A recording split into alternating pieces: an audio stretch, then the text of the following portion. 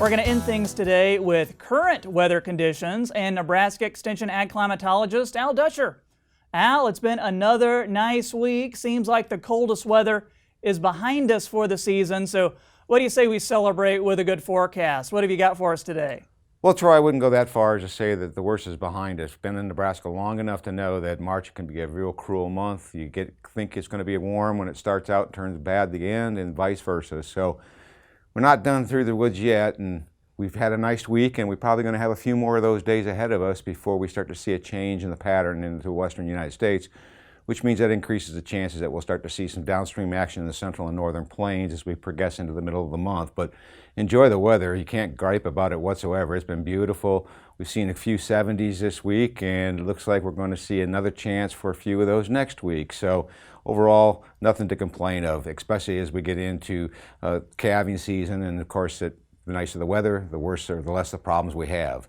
So let's get to the upper air models and see what we have in store for us as we go through this period. And the first thing I'll draw your attention to is, of course, these warm conditions that have been invading the southern plains. We've got a trough to the east of us, bringing a little cooler air in for today, but overall it gets warmer from this point forward. We have low pressure at the surface up in the eastern Montana and some lows situated down the southwest. Precipitation with the upper air trough trying to come into the Pacific Northwest, but you can see pretty much free and clear of any precipitation today. And as we get into tomorrow, that ridge plains sits right over top of the southern plains. Flow coming from the southwest over top of that ridge. Have a low pressure in the Texas Panhandle. There's no moisture for it to work with. You can see once again high and dry across the central United States. But as we get into Monday, now that trough starts to dig into the western United States, and we start to see some energy coming in from the southwest. It's going to shoot up in through the central Rockies.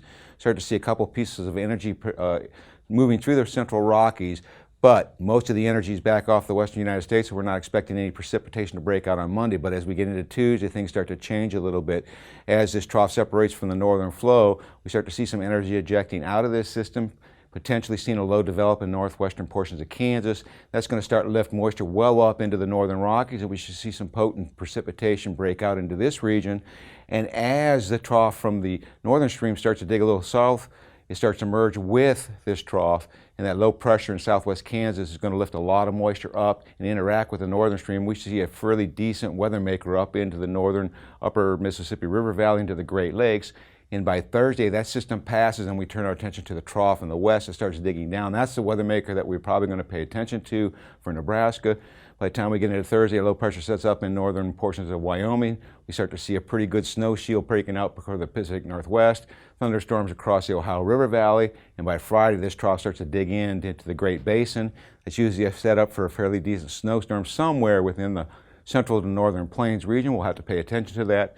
But certainly we're starting to show moisture with that system ejecting out and thunderstorm development over Oklahoma, and potentially some development of precipitation along the Front Range. So looks like a fairly nice pattern as we go through this week, but it gets a little trickier and dicier as we get to the end of next week. 8 to 14 day forecast takes into account for that colder air coming in. We can see a well-established strong trend for below normal temperatures across the west. And in terms of precipitation, with those systems coming to the west and ejecting out, it does look from next Thursday to the following Tuesday that we have a decent shot for above normal moisture statewide.